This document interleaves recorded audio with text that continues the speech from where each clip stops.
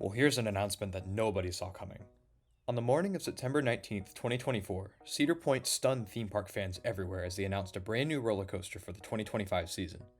Siren's Curse will be a tilt coaster manufactured by Vekoma, and it'll mark the third straight year where Cedar Point has added a new coaster.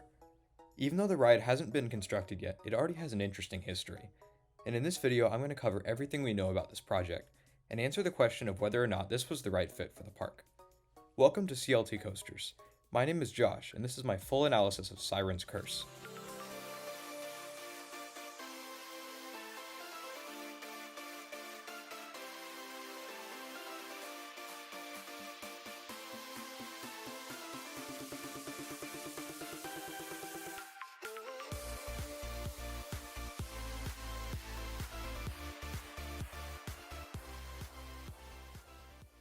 Even though it's a part of the coaster class of 2025, Siren's Curse actually dates back to the year 2022.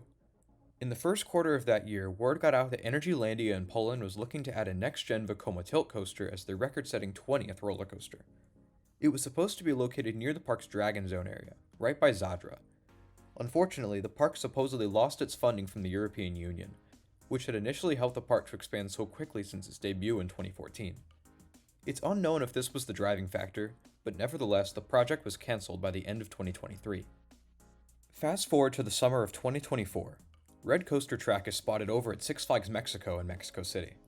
At first, rumors suggested this was for a dive coaster manufactured by B&M, but it quickly became no secret that this track was actually from Vekoma. More specifically, this was Energylandia's cancelled tilt coaster. This was sure to open in 2025. The park even teased an announcement date of August 22nd, and the leading rumor was that it would be themed to Harley Quinn from the DC Comics. But unexpectedly, this project would also fall through, as it failed to comply with Mexican legal restrictions. That brings us to the present, where we know that this coaster will finally be assembled at America's roller coaster itself, Cedar Point. It's going to be located in the park's Millennium Midway section, partially taking up the land where an employee dorm building used to be. From a guest perspective, it'll be directly across the midway from Iron Dragon. As far as theming goes, it's being named after the mythological Sirens, who lured and trapped sailors using nothing but their songs. Riders aboard Siren's Curse will climb atop a shipping crane tower, lured in by the song of a siren, before plunging into the deep and evading the creature's grasp aboard North America's tallest, longest, and fastest tilt coaster. It doesn't seem like there will be much in terms of theming elements, but it will have both onboard audio and train lighting that are sure to enhance the experience. Without further ado, let's get into this layout. You'll start by climbing a 160-foot lift hill as audio of the Siren song grows louder, before turning about 45 degrees to the left and reaching the ride's focal element, the tilt track. The train will stop on this section of track before being tilted forward a full 90 degrees, forcing riders to stare directly at the ground. This element is going to make a huge statement, especially given how close to the midway it's going to be, so it'll be on display for everyone to see. After this tilt, you'll be released into a twisting drop that'll sharply bank to the left at the bottom. This is where I'd imagine you'll hit your top speed of just over 58 miles per hour.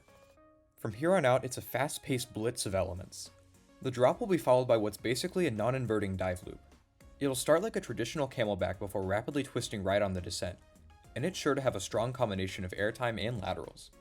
Up next will be the first of the ride's two barrel roll inversions, which looks incredibly snappy, before you rise up to the right and enter this wacky triple down. The first step will bank outward and offer some sideways airtime, with the second focusing more on directional change, and the third will be a more traditional drop into a trench. You'll fly through this trench and enter a rollover camelback, which is sure to pack another mighty punch of ejector airtime and laterals. It's similar to what you can find on Vekoma's Top Gun coasters in China. After a speedy ground-hugging turn to the right, you'll hit an S-hill with even more off-axis airtime, before powering through the second and final barrel roll that looks just as whippy as the first. The ride's finale will treat riders to 3 additional moments of off-axis airtime. It'll start with a hill that's fully banked to the right, before hitting 2 more small S-hills and finally popping riders into the final brakes. All in all, Siren's Curse will stretch 2,966 feet long. Even though it's not super long, it still looks to offer a satisfying ride experience that's wonderfully fast-paced. In terms of capacity, this ride will probably do okay, but it won't be as good as most of the major coasters at Cedar Point. Each of the 2 trains will seat 24 riders, and given how the tilt track will pad out the coaster's duration, I can't imagine they'll be able to crank out train after train. And with just a 48-inch height restriction, it's sure to draw significant crowds, so you'll want to plan your day accordingly. On the topic of trains, these vehicles will secure riders with a lap bar combined with a flexible vest restraint. I know some people that don't love these vests as they can be kinda restrictive, but they still manage to be pretty comfortable, especially given how smooth newer Vekoma coasters are. The trains will also have LED lighting on their sides that should look amazing at night. So now for the big question. Was Siren's Curse the right fit for Cedar Point? Well, I certainly don't think it's a bad fit. The park has already filled most of the gaps in their coaster lineup. I mean, a modern wooden coaster would be nice. But even though other coasters at the park do similar things, I feel like a tilt coaster does enough to stand out. That being said, out of every park in the newly merged Six Flags Cedar Fair chain, Cedar Point probably needed this the very least. There are so many other parks that really would have benefited from a tilt coaster. And since Vekomas aren't too expensive, it would have been a sensible addition pretty much anywhere.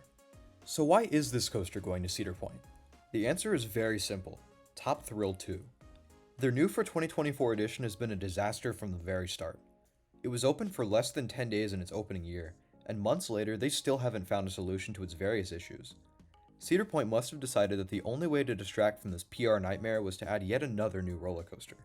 And conveniently for them, Six Flags Mexico's canceled tilt coaster was looking for a new home.